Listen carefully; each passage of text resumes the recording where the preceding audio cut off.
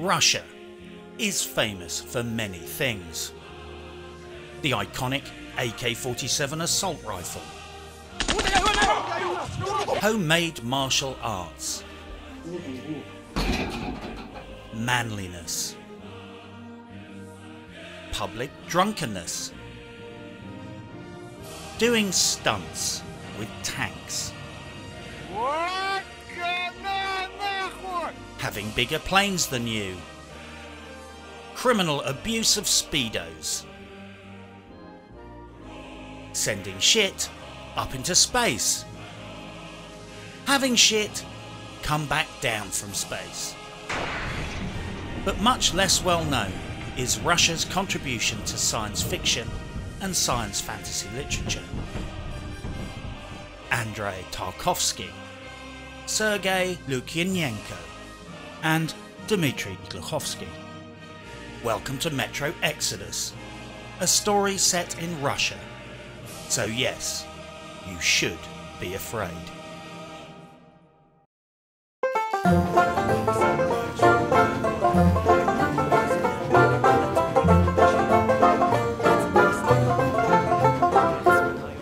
I have made every effort to avoid spoilers in this video, but some will remain. If in doubt, switch off the video now.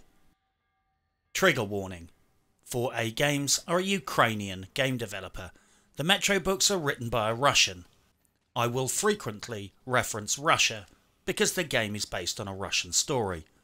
I do, however, appreciate the difference. In 2005, Dmitry Glukhovsky published the book Metro 2033, a post-apocalyptic sci-fi horror set in the Moscow underground 20 years after the global thermonuclear conflict. Call it the Third World War or the Last Great War. The world is now a mostly toxic radioactive shithole, and the only survivors known to exist live like rats in the tunnels of the underground train system, eking out a meagre existence, occasionally taking trips to the surface to loot, and spending their remaining energy fighting amongst themselves in the form of several political power factions that battle for control of the metro system. Just to add more misery to their already desperate and harsh existence, creatures of unknown and seemingly supernatural origin have emerged to further torment the already miserable survivors. The Dark Ones effectively haunt the tunnels and the world above, along with a myriad of mutated beasts. The Metro universe is a fascinating, original and imaginative world, into which, in 2010, 4A Games' first video game of the franchise was made, Metro 2033. There has since been Metro Last Light and now Metro Exodus. Metro 2033 was primarily a story-driven first-person shooter, but really had a lot of adventure and narrative to it too. Although it was fairly linear, there were some genuine choices the protagonist had to make and variety in how you could handle situations. Metro Exodus is the third instalment and a genuine evolution of the franchise. It's still effectively linear, but this time taking you to several more open world sandbox areas where you have much greater scope about how and in which order and how fully you achieve your goals. I should qualify that I'm playing this on medium settings.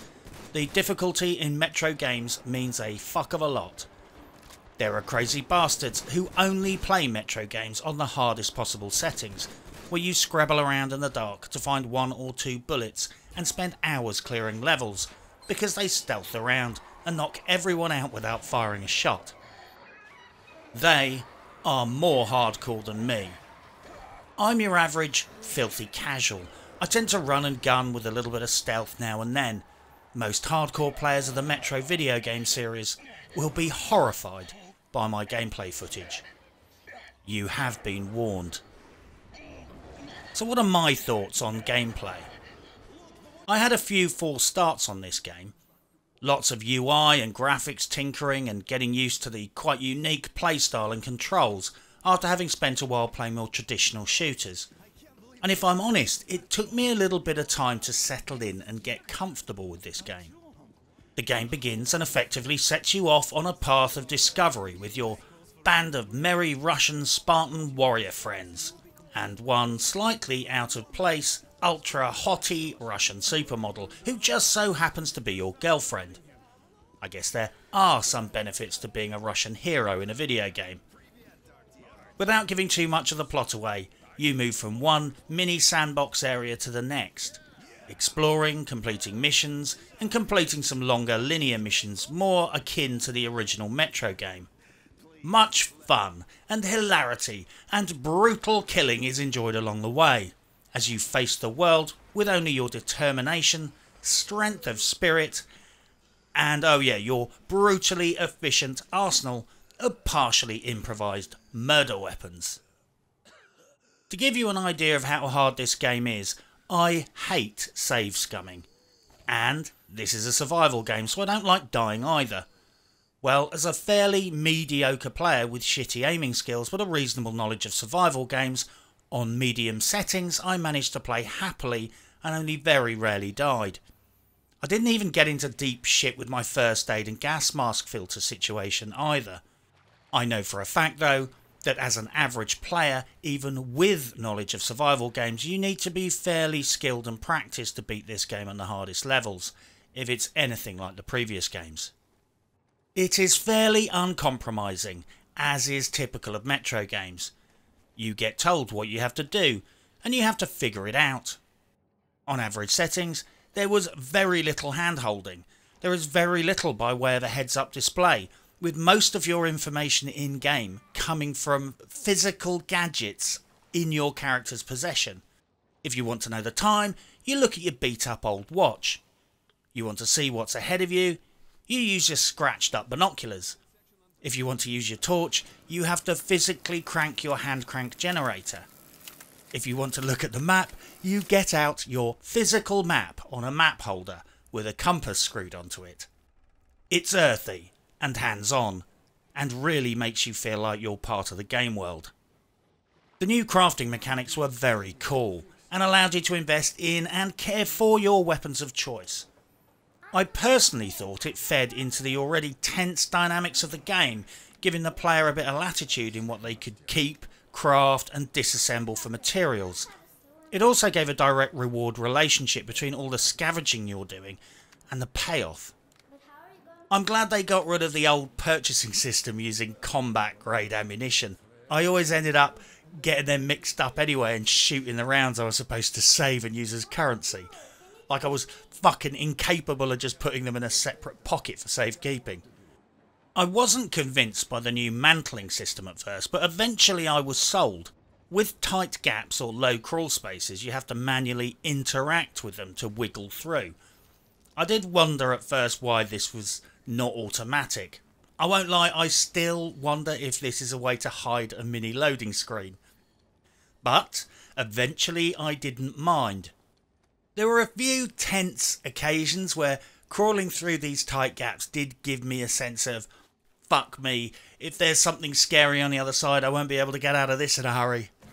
So yeah, if this is all smoke and mirrors to hide a loading screen, I guess it at least fooled me.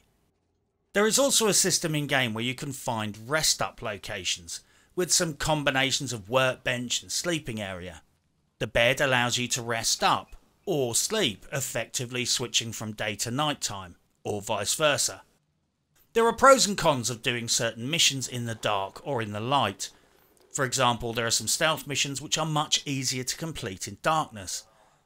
Similarly, if you don't like shitting your pants in the dark, there are advantages to doing certain missions in the day. I genuinely found myself treating these like a little oasis of safety in a hostile world. This mechanic grew on me. If it was getting dark and you were low on supplies, far from home, and you stumbled across a shelter, I sometimes felt literal relief to get inside and hunker down till dawn. You could actually imagine that if this was for real, get into one of these places and thinking, holy shit, thank God, and curling up on the bunk in there for the night. The gear choices were good. Many games claim you're forced to make hard choices but don't deliver. The gear was a bit concise and limited, but there were some definite decisions to be made. There were definitely areas where A more powerful light was more important than a longer lasting battery. Longer lasting gas mask filters became very important when I got low on them and suddenly took priority over better head protection. There isn't that much choice, but there is enough to keep you thinking. For example, if you end up playing Tunnel Rat in the sewers without a shotgun, you will fucking curse yourself. If you don't have a powerful torch with you when you need it, you will curse yourself. The prisoner surrender mechanics are hilarious and definitely Russian influenced. Metro is a game with a code of honour, of sorts. The game remembers how much killing you do, and much kudos goes to players that leave innocent civilians unharmed and use stealth knockouts rather than kills where possible. I guess that in a world where most humans have been exterminated, it's considered bad manners to murder the few that remain, even though they appear to be mostly rapey fuckbags. When you're clearing areas of hostiles, sometimes you'll take out enough of the enemy that the last troops shit themselves and throw down their guns. When someone surrenders, you have a nice and a nasty option. The nasty option is to stab them to death. The nice option is to beat them fucking senseless, with graphic animations. Yeah, there's definitely a Russian influence there, because their idea of being nice to prisoners is to beat the fucking shit out of them. But, from a pragmatic point of view, it's vastly preferable to being stabbed up, I guess. Still, haven't they got any rope in the apocalypse? The game also has a fair bit of replayability. Typically, hardcore fans of the series try and replay the whole game on the hardest settings, capping every achievement and unlock. On the Psycho difficulty settings, it is a game where every bullet counts. People say that all the time, and usually it's bullshit. With Metro games, every bullet can literally count on the hardest settings. The NPCs are a slightly mixed bag. On one hand, they do patrol and stalk you if they know you're hiding. They also shoot at you, and I don't mean they shoot like dumbass NPCs spraying in your general direction. They shoot about as accurately and quickly as you. Sometimes I was surprised when they would hit me in the face from a fairly long range. They will also put down a bit of suppressing fire on your cover, so playing peekaboo can result in taking a round or two in the chops. So giving yourself a tactical advantage and attacking from ambush makes a huge difference. The downside is that some of the mechanics that make the NPCs interesting and creative makes them a bit of a cheese to kill. It's very atmospheric and engaging when you're being stalked by a group of soldiers through the shadows who are shouting out insults and trying to psych you out, whilst they carefully sweep the area with their head torches, looking for you in every nook and cranny because they know you're hiding somewhere. But the flip side of this is, it's really easy to ambush enemy combatants when they are constantly alerting you to their position by shouting fucking insults and warning you they're coming around a corner because you can see the bloom of light from their head torches 5 to 10 seconds before they round the corner. It would be interesting if they occasionally shut their fucking pie holes and turned their torches off, because then you would probably end up shitting yourself when you went round a corner and they were there waiting for you. I can see what they were trying to achieve with the atmosphere with this design setup. However, the tactical end result was the equivalent of draping Christmas lights over the bad guys and making them bang a pot and a pan together, so there was absolutely no fucking chance you would not know exactly where they were at all times. They have mastered the art of competing tensions in this game. You will find yourself in situations where you want to gun your way through, but on the other hand, every single bullet counts. Frequently you will find yourself needing to sneak and stealth and take your time for your own safety, whilst all the time your gas mask filter is running down the clock. Shooting the shit out of situations is glorious fun, but running out of ammo sucks a bag of dicks. Sneaking around like a ninja, killing from the shadows is cool, but suffocating is not very sexy. You are constantly having to choose between combat, stealth, ammo conservation and suffocation. Taking out 5 guards from stealth with 5 perfect silenced headshots only takes 5 bullets. Get into an all-out gun battle with them and it might take 50 or more if they're well armoured. How long are you prepared to risk it if there's a wandering pack of mutants sniffing up your arse? You want to conserve ammo, but you don't want to arse pull the mutants and end up fighting everyone. That's what makes this game great. It's tense, but it's not cardiac levels of tense like some sci-fi horrors. It's thinking on your feet tense. It's all about the balance of risk.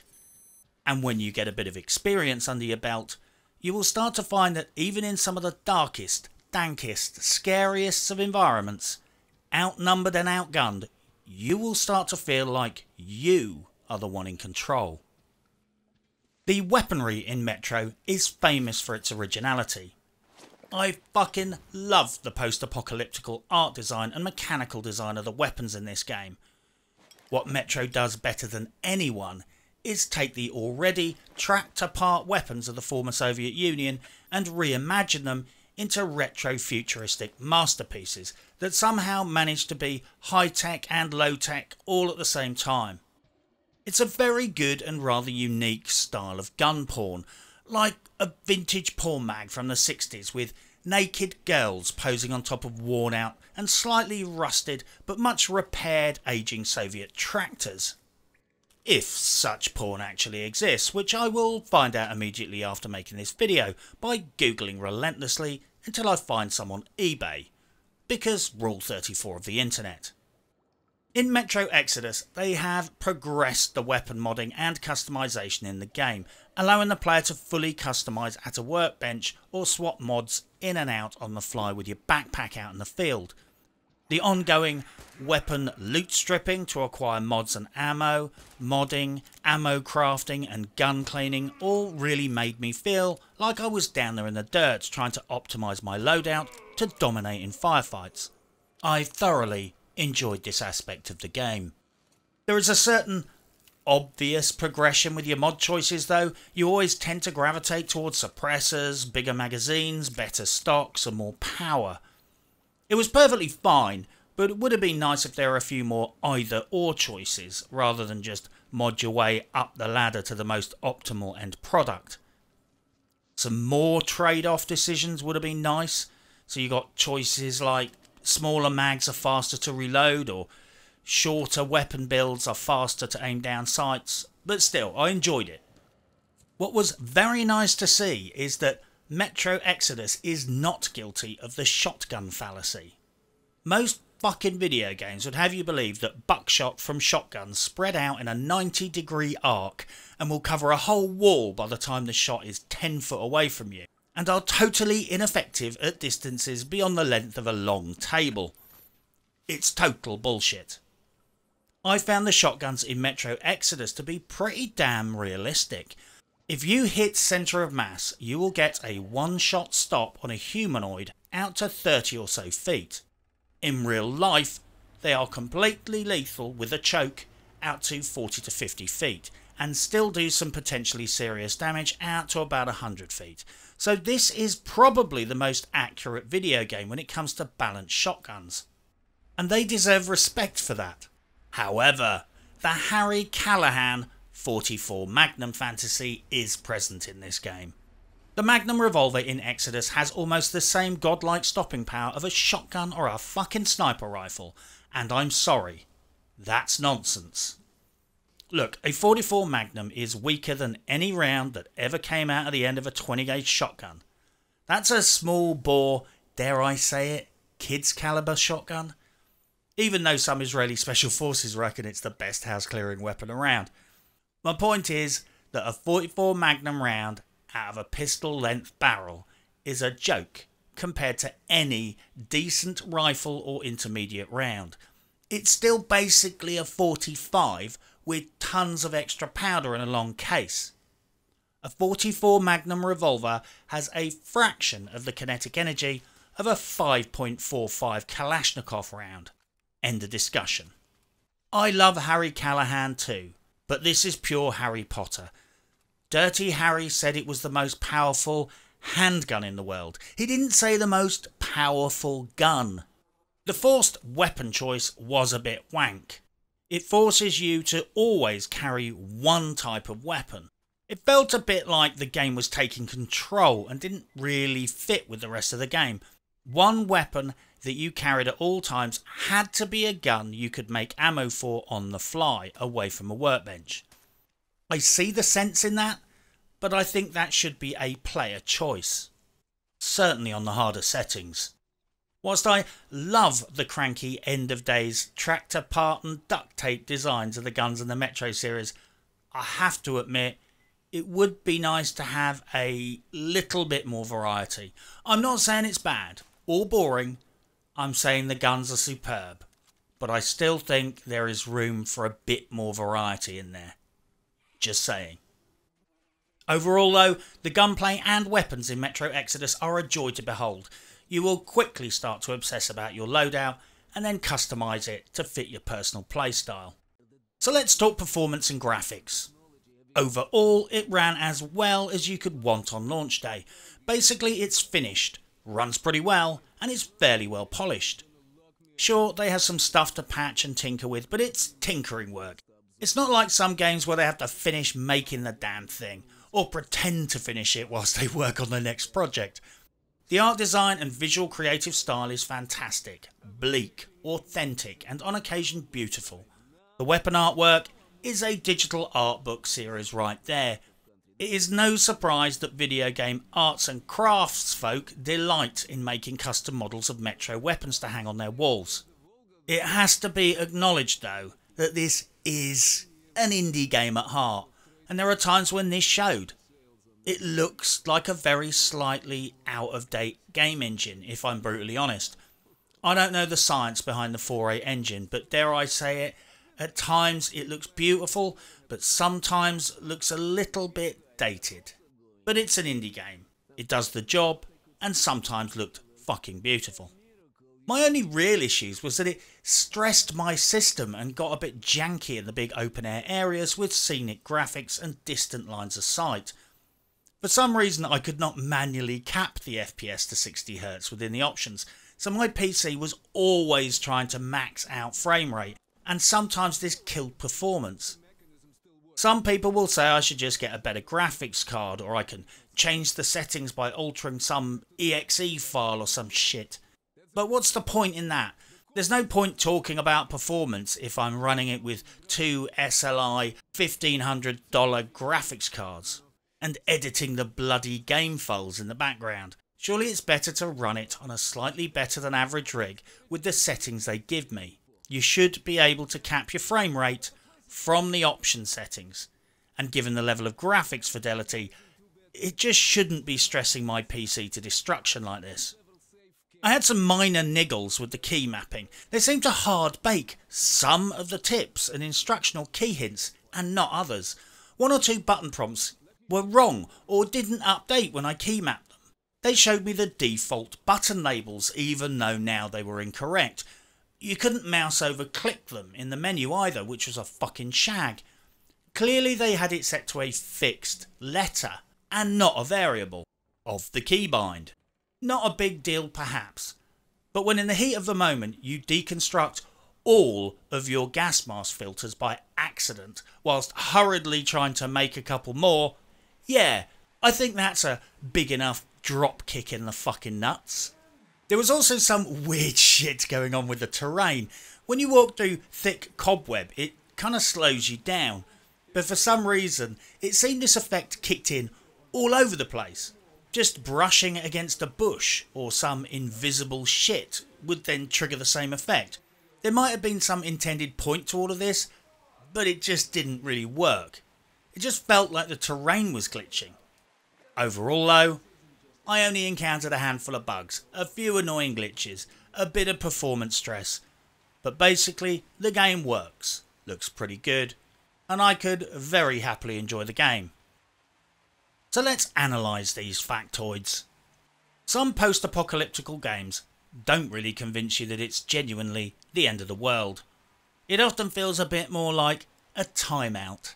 Like humanity is taking a short break from civilization, but you can always sense the foreshadowed return of social order, and it's only a matter of time before the postal service is up and running again. Metro does a great job of making you feel like this really is it. Everything is fucked. It will remain fucked. And if civilization does ever return, it's certainly not happening this epoch. This is humanity clinging to the edge of the cliff for the foreseeable future. The story of Metro is certainly not without hope, humour and optimism, but it does a superb job of making you accept that the old part of human history is over now. Over for good. There's not going to be any quick rebuilding plan and return to normality. The world is, and will remain for the foreseeable future, a place where humans survive and no longer dominate. Basically, everything's fucked. It also balances the tensions very well in my personal opinion. This is very much a matter of individual preference, I know, but let me explain. Technically, this is a first-person shooter, story-rich adventure game, and it has plenty of tension. Sometimes it behaves like a shooter, sometimes a sandbox game, sometimes it behaves like a sci-fi horror, and it does it in the right amounts. I like a bit of tension, but I'm not such a fan of full-blown horror games. I'll be honest, I'm a massive piss-pants pussy when it comes to horror and sci-fi horror games. Horror movies, I love. Horror games make me shit my pants. I think it's the whole sucked into the screen thing. But full-blown horror games scare the living shit out of me, to the point where it detracts from the fun. As a general rule, if a game is so scary and tense I have to put a towel on my fucking seat, well, that's not really my idea of a fun night in. Metro Exodus has enough scary to be interesting, but not such a high level of horror maintained at a consistently high level that it becomes overly draining and makes me drop a load in my Spider-Man onesie. The map, light, hand crank generator and gas mask mechanics were brilliant. Sometimes you have to get a fucking petrol lighter out and crank your dynamo to charge up your torch whilst you're sneaking around in the dark. It really pulls you into the atmosphere and tension of the moment. The gas mask animation and visor mechanics were fucking superb. It legitimately makes you feel that sense of mild claustrophobia or containment you get when you put on a full face respirator. Even the sound effect of putting on the gas mask are perfectly captured. They also had a good looting game going on. They found a great balance between the requirement to loot and the desire to find something useful. The crap you're looting is very simple, pretty much just ammo, weapon mods, but mostly scrap metal and chemicals. On top of this, only humanoids seem to drop loot, so you don't have to bother looting every single rat and rabbit that gets dropped in a firefight. It's simple, but it's not oversimplified, because of the way it feeds into the crafting mechanics. I think they really nailed it in Metro Exodus. The loot crafting balance was designed so it was simple, enjoyable and not boring. It's meaningful and complex enough to be sophisticated, but not so complicated it's a chore. It mattered and you didn't mind doing it, and to some degree it was sometimes fun. There were some negatives with the game. The repopulation mechanics were sometimes well off. There was one occasion where I went into a shelter for just a few minutes, left and noticed repopped mobs directly where I had just cleared. There was no time for them to wander into the area organically. They had obviously just mechanically repopped on some timer, or because I'd zoned in and out and it triggered the repopulation. This broke the immersion. It was one of those moments where you instantly thought, yep, I'm playing a video game. Not too big a deal, but it really stuck out because the rest of the game is so gritty and authentic. The sound effect for melee is straight out of fucking South Park. Seriously, that sound effect needs to be replaced in a future patch, and no, I'm being absolutely serious. Get someone to punch a side of beef or something, but that whip cracking punch sound effect is lifted straight out of a 1960s western or Star Trek the original series. It's got to go.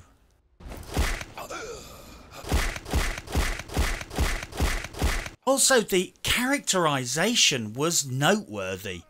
Considering Russia is the world leader in fielding frontline crack female battle fighters, the characterization in the game was a bit on the piss. Basically, 99% of everyone left in the world is a geezer.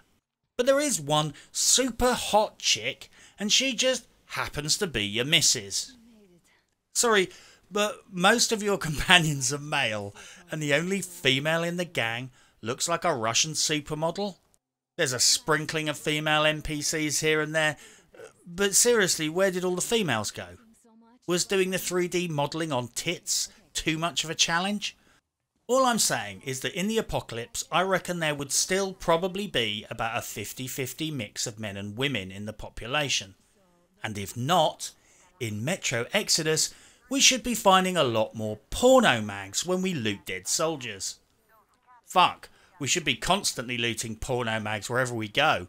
I'm not making a big political point here, I'm just saying, where the fuck have all the women gone? I like women in video games. Well, I like murdering women in video games. Don't get me wrong, I like murdering men too. I'm an equal opportunity murderer. The mechanics of mounting and climbing up terrain was a bit fucky. There was definitely invisible laws of the physical universe which dictated the exact precise height you could jump onto. It was like every single thing in the game was divided into two categories and had a setting. Things that you were allowed to climb on and things that were out of bounds. It just felt a bit arbitrary and false. I think this is a great game, but let's be realistic. It plays like a very well made indie game at times. I appreciate that this classification is problematic because most AAA live service games these days run like a bag of fuck, but I think you understand what I mean idealistically when I refer to the label of indie game. It's done very well, but clearly isn't as polished as something like Red Dead Redemption 2. Some of the NPC enemy AI is so limited you can do that old trick of just hiding in a corner and letting them all track towards your kill zone, popping them in the head one by one as they round the corner. There are some issues with terrain and hit registration, and some of the terrain isn't finished properly. There is not the same level of visual complexity in some of the model skins. I guess what I'm saying is, if you buy this game expecting a very well crafted indie game, you will be very happy indeed. But it is not as perfectly and minutely polished with the same level of visual fidelity as some recently published titles. I guess I need to mention the Epic Game Store debacle. Despite the fact Metro Exodus is, in my opinion, a superb game, there is however a huge cloud hanging over it. The Epic Games distribution deal. I've made a separate video about this and I've linked it down in the description below, but the short version is this. Metro Exodus was advertised on the front page of Steam for many months, soaking up huge publicity and getting fantastic exposure. Then literally a couple of weeks before release, the publisher announced it was pulling the game from Steam in a few days' time, and had entered into a 12-month exclusive distribution deal with Epic Games Store. Steam pre-orders would be honoured, but magically, almost as if they knew this was coming, all physical copies and future sales would ship with an Epic Store key. So basically, the publisher probably planned this in advance. I mean, fucking hell, they clearly were already shipping units with the Epic keys in, for fuck's sake. It was 2 weeks before the game went on sale in stores. The publisher seems to be motivated by the fact that it will get a bigger slice of the profits. A bigger slice from probably less sales, mind you. Don't believe the hype that this is about competition and helping the player. This is because money. This all triggered a fucking shitstorm. The previous Metro games were review bombed on Steam. Everyone involved issued some kind of statement, distancing themselves, blaming someone else, crying foul or expressing fury. Much shit, as they say, was lost. And much bad press was garnered. Even the author of the Metro books issued a formal statement on Instagram. Although maybe the now deleted original comment he made on Instagram is the most honest reaction. To paraphrase, he described himself as watching his brand being killed because of this distribution decision made by THQ Nordic. This whole shit show pissed a lot of people off for a lot of reasons, but mainly three. Many people like Steam. Many people thought this was a dick move, and many people don't want another launcher, and particularly the Epic Games launcher. Epic Games is part owned by Tencent, a Chinese company with a long history of using software to harvest data and allegedly spy. In fact, some people go as far as to say that installing the Epic launcher is about as secure as deliberately installing malware and viruses. I'm not a computer science expert, but based on my initial research, I'll just have to admit that I uninstalled it and ran a malware sweep. Look, I have enough AAA game publishers using their game client to read my PC hard drive as it is. I don't intend to invite a foreign secret service to join the party too. And a lot of people share that exact same position. Whatever your take on the situation, I will simply say this, based on personal, anecdotal evidence. Every PC gamer that I have recommended this game to has said the exact same thing in response. They will probably buy this game, but only when it comes out on Steam in a year's time. I don't have access to all the data, but from what I can tell, it's selling very well on console. It shifted 200,000 units on Steam pre-orders, partly due to panic buying after the 48-hour warning that it was going to be pulled. Physical copies all round are healthy. But fucking hell, I would love to see how many copies are selling on the Epic Store. It would be interesting to see whether the Epic Game Store scandal helped raise the profile of the game, or if the sales would have been even higher if they just stayed on Steam. Personally, I think this has probably cost the brand dearly. If you take one thing away from this, it should be to remember that this whole Epic Store versus Steam drama going on in the gaming industry only benefits publishers. It's a bad thing for the customer. It's about publishers making more money from Epic Store. This is not some fucking Robin Hood shit going on. This is about rich people getting richer. I'm in no doubt at this point that pulling the game from Steam and placing it exclusively on the Epic Store has damaged the sales of the game. It has also damaged the reputation of the game, the publishers, Deep Silver and Koch Media, and even the reputation of 4A Games, who is entirely not at fault. Fuck, it damaged the reputation of Epic Games, for fuck's sake. So yeah, the publisher really fucked this up in spectacular style. This is all very sad. Personally, I don't have any fucks invested in Epic Games, I have no reason to, but Metro Exodus is a great game. 4A Games are a brilliant developer, and frankly, Deep Silver is a publisher with a reputation for supporting excellent and original games. But all of their reputations have been tarnished by handling this distribution deal in the most abysmally poor way possible. That, right there, is a fucking real damn shame. I think it's hilarious when I see bad guys fuck their shit up. But it's actually kind of sad to see what is essentially worthy game makers fuck it up this hard. It's also sad to see a lot of loyal fans turn on the franchise because they're rightfully annoyed. But let's be realistic here. Companies moving to Epic Games Store is all about profits at the expense of the consumer. It's good for publishers, not the fans. And Epic Games' involvement with Tencent is fucking problematic, from a personal security perspective for one thing. With all the other scandals going on in the gaming industry at the moment, now is the time to be offering gamers more choices and better deals. not forcing them to use some fucky half-built launcher that many people don't trust for damn good security reasons. But on a lighter note, what are my tips for surviving the apocalypse in Metro Exodus?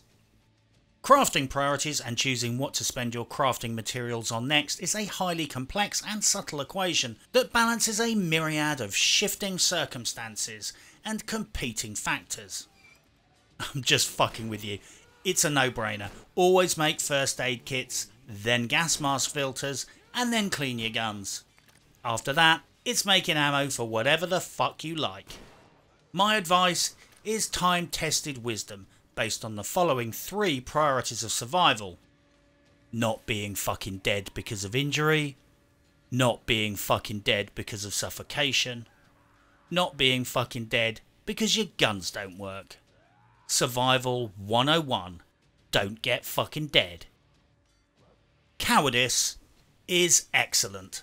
Don't get me wrong, I love heroism too. In fact, I love reading stories of bravery and heroism whilst I'm tucked up safely in bed with my teddy bear.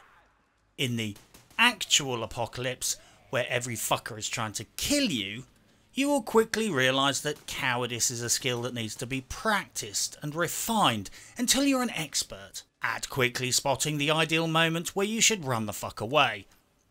There is nothing wrong with feeling like a coward. It's just God's way of saying that you're not one of those dead brave dudes. It's important to learn the strengths, weaknesses and idiosyncrasies of each weapon, so that you can realise you should have just taken the fucking double barrel shotgun with you. All the weapons have their pros and cons, but the downside of all the weapons apart from the double barrel shotgun is that they are not a double barrel shotgun. The basic Ashot, fully pimped out and sporting the double barrel mod, will destroy nearly everything at close range with one well placed or badly placed shot to the head, chest or balls. Pretty much just shoot them anywhere above the feet and between the hands, and they will have a very, very bad day indeed. And if you manage to fuck that up, you have 2 barrels, so you get a second attempt, and it reloads as fast as fuckery. I'm not trying to tell anyone how they should play this game.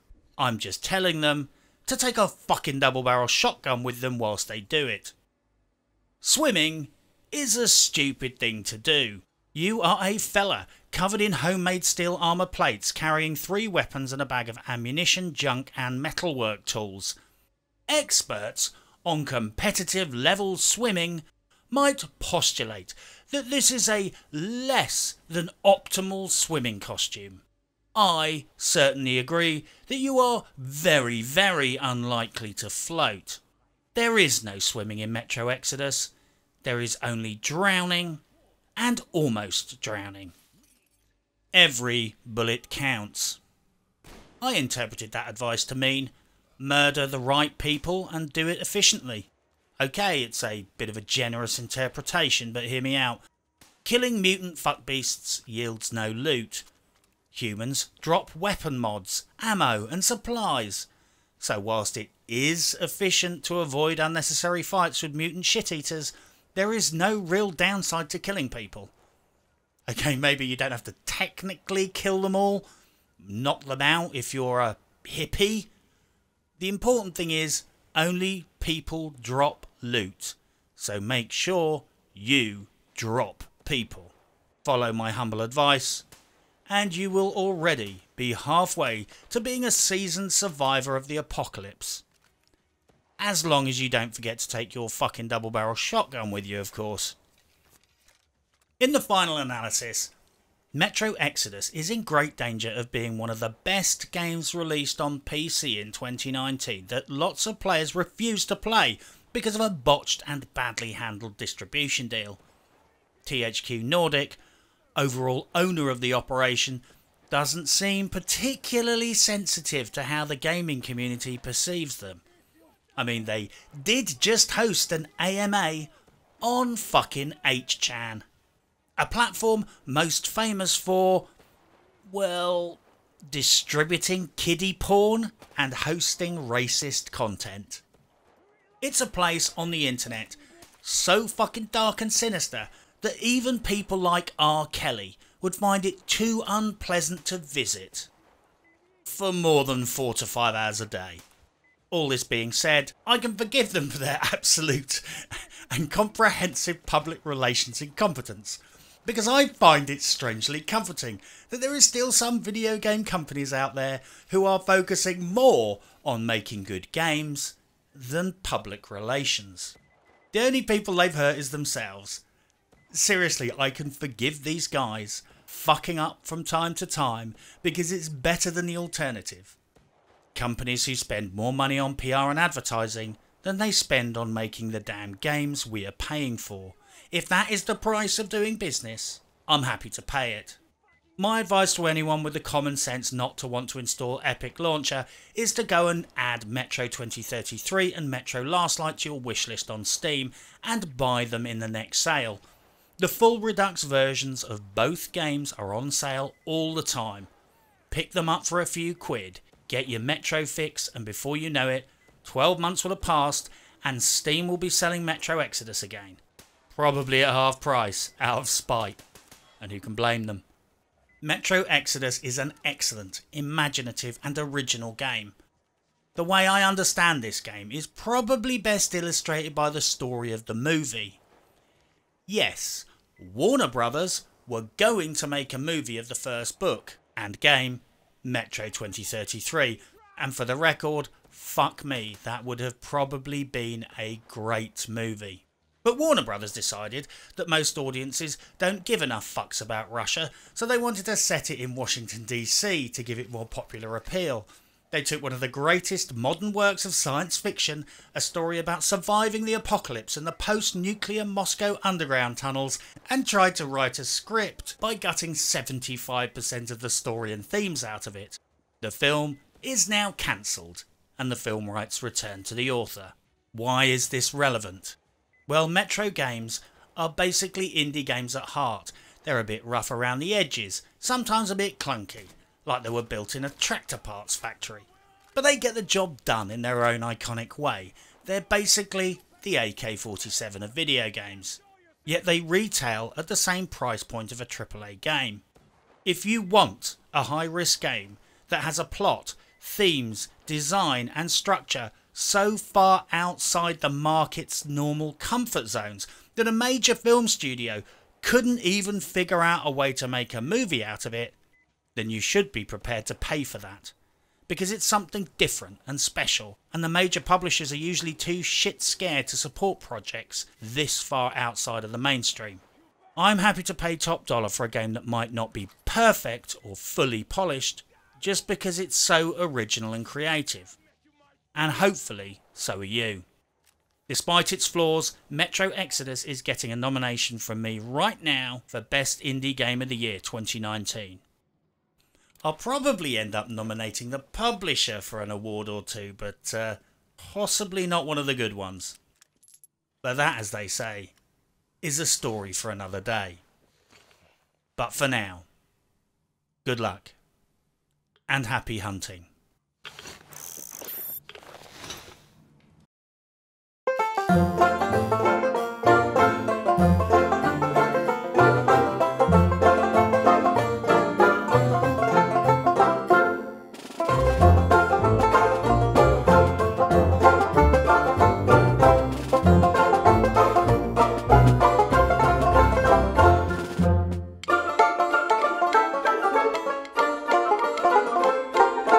Thank you.